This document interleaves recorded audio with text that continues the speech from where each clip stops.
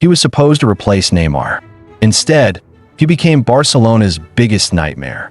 The real reason Coutinho failed has nothing to do with talent, and everything to do with one fatal mistake.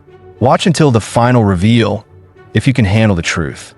On January 6, 2018, the football world stood still as Barcelona unveiled Philippe Coutinho, draped in the famous Blaugrana shirt, for a seismic fee of 145 million euros.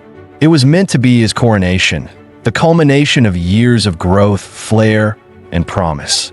But instead, this day became the turning point in a narrative that spiraled from enchantment to despair. What was expected to be the crowning chapter of a rising legend's career would, in hindsight, become the genesis of one of football's most haunting collapses. Before his world shattered under the weight of expectation, Philippe Coutinho Correa was the embodiment of the Brazilian dream. Born in Rio de Janeiro in 1992, he carved his early talent on the concrete pitches of his local neighborhood, juggling the ball like a street magician. Futsal was his crucible, sharpening his control, accelerating his mind, and blessing him with the signature quick feet that would later send Premier League crowds into frenzy. But dreams, even brilliant ones, have their fragilities. And for Coutinho, reality began to bite early. Inter Milan was the first European titan to take a gamble on him, signing him at the tender age of 16. But he was too young to leave Brazil, so he was loaned back to Vasco da Gama until he was eligible to move. When he did finally arrive in Italy in 2010, Inter had just conquered Europe. The club was not a playground for developing youth. It was a fortress of proven champions like Wesley Sneijder and Esteban Cambiasso. There was no room, no patience, and certainly no time for a slender teenager with ideas that danced ahead of the rigid structures of Serie A. Coutinho was drowning in a sea of veterans and expectations. He was too delicate, too imaginative, too Brazilian for the industrial grind of Italian football.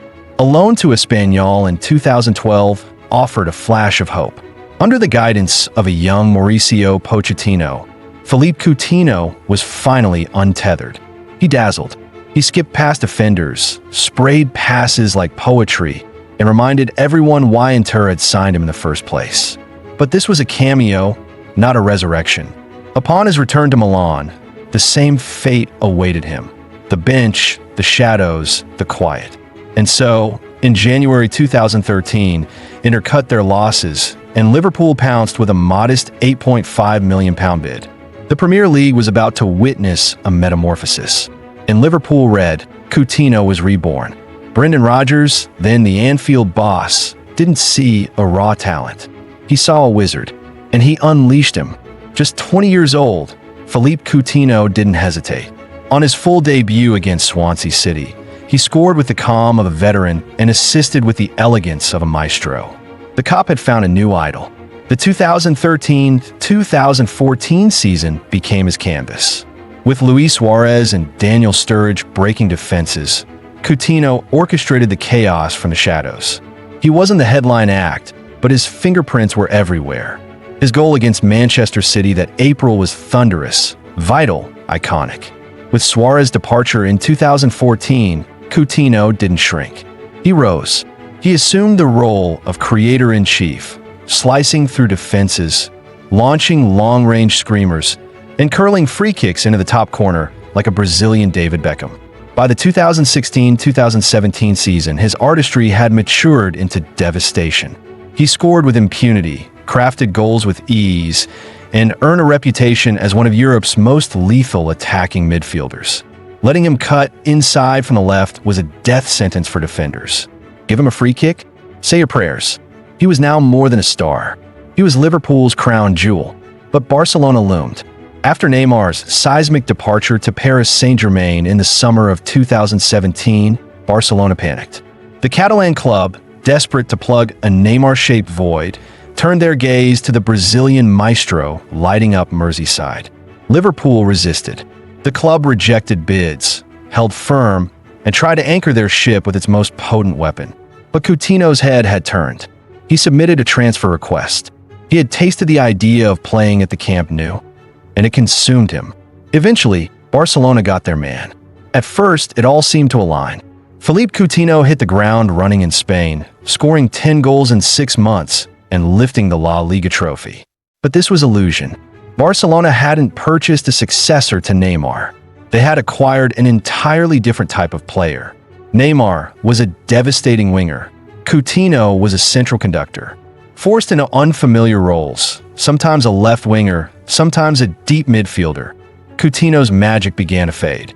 Confidence, his greatest weapon, began to betray him.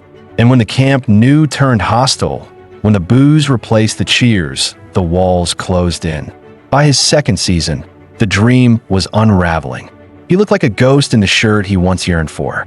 The fans saw a €145 million mistake, not a magician. Barcelona, fed up and embarrassed, sent him away on loan. He landed in Munich. At Bayern Munich, the slate was clean.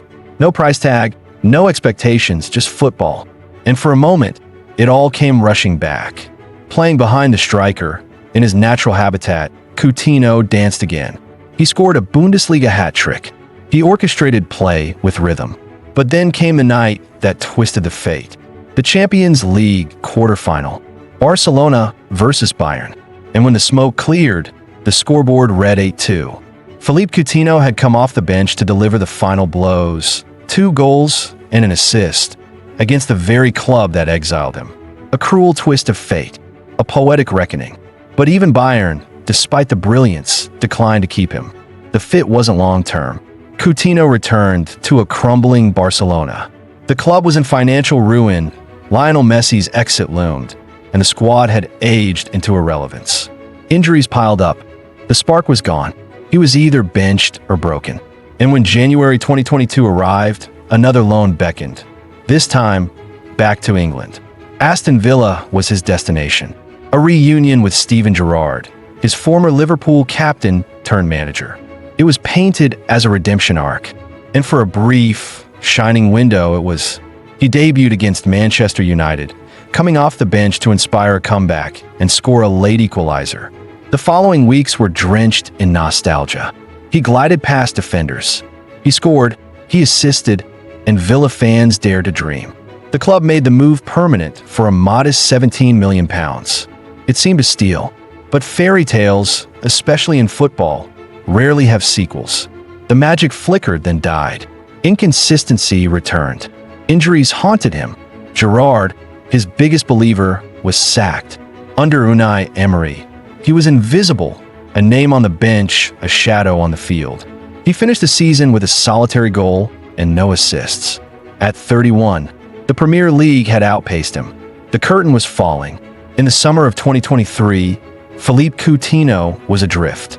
European clubs no longer courted him. There were no bids, no lifelines, just silence. Eventually, a loan materialized, not in Europe but in Qatar. Al Duhail. The move stunned some and confirmed the fears of others. This was the end of the elite road. In Qatar, Coutinho played with freedom, but the eyes of the football world had moved on. His performances were solid but unremarkable. The Brazilian magician, once a Ballon d'Or contender, was now entertaining faraway crowds on forgotten stages. In 2024, a quiet homecoming beckoned. He returned to Vasco da Gama, the club that birthed him. At 32, the spell of European football was broken. His contract with Aston Villa still existed, ticking down toward 2026, but few believed he would wear their shirt again. The man who once terrified defenders across Europe now simply sought peace. A place to play, a place to remember who he once was. How did it all fall apart so quickly? The answers are layered, painful, and instructive. The move to Barcelona was undoubtedly the pivot, a mismatch in tactics, position, and expectation. Philippe Coutinho was never built to replace Neymar. His style demanded centrality and autonomy, not the isolation of a winger's lane or the constraints of a rigid midfield. The moment he was forced out of his natural zone, his effectiveness crumbled. The price tag, monumental and grotesque, turned admiration into resentment. The fans turned. The club panicked. And Coutinho, he broke. Injuries compounded the disaster. At Liverpool, he was durable. In Spain, he became fragile. Muscles tore, Joints weakened, and recovery became slower. With every injury came a fresh bout of doubt. With every layoff, his explosiveness dulled. The speed, the acceleration, the improvisation all began to erode. Psychologically, the weight was unbearable. Football is a sport of inches, but it is ruled by belief. Philippe Coutinho had once played with swagger, the kind that let him take on 3 defenders from impossible angles. That confidence evaporated in Spain. He hesitated. He played safe when he once played sublime. The jeers at the Camp Nou echoed in his mind long after the stadium had emptied. Perhaps the cruelest twist was the tactical extinction of his kind. The classic number 10, the free-roaming playmaker, is a dying breed in modern football. Systems now demand pressing machines, defensive contributors, and tactical discipline. Coutinho, elegant but defensively frail, didn't fit. He wasn't fast enough to be a winger and not industrious enough to play deep. The game evolved, and he didn't evolve with it. He remains, in the end, one of football's most bittersweet tales. For a few years, he was incandescent. His goals, his flair, his vision, unforgettable. For Liverpool fans, he will forever be the Samba sorcerer who lit up Anfield. For Barcelona, he is a wound that still stings. For the football world, he is the cautionary fable whispered to every young prodigy chasing the next big move. Philippe Coutinho's legacy is both glorious and tragic. He had the world at his feet. He mesmerized millions. But in chasing the dream, he lost the essence of what made him special.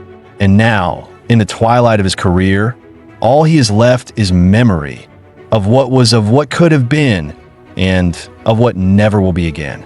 Now that the full story of Philippe Coutinho has been uncovered, it's time to ask, was he a victim of bad luck, bad decisions, or a changing game that left him behind?